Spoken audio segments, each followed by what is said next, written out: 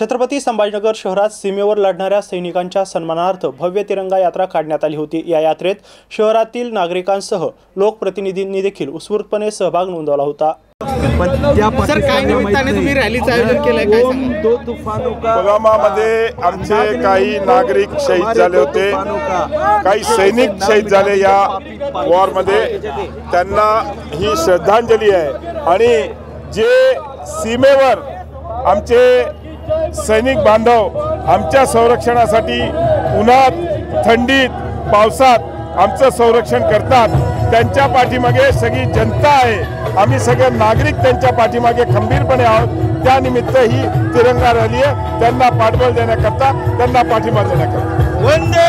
आज छत्रपती संभाजीनगर शहरामध्ये तिरंगा रॅली निघालेली आहे आणि या तिरंगा रॅलीमध्ये हजारो नागरिक सामील झालेले आहेत।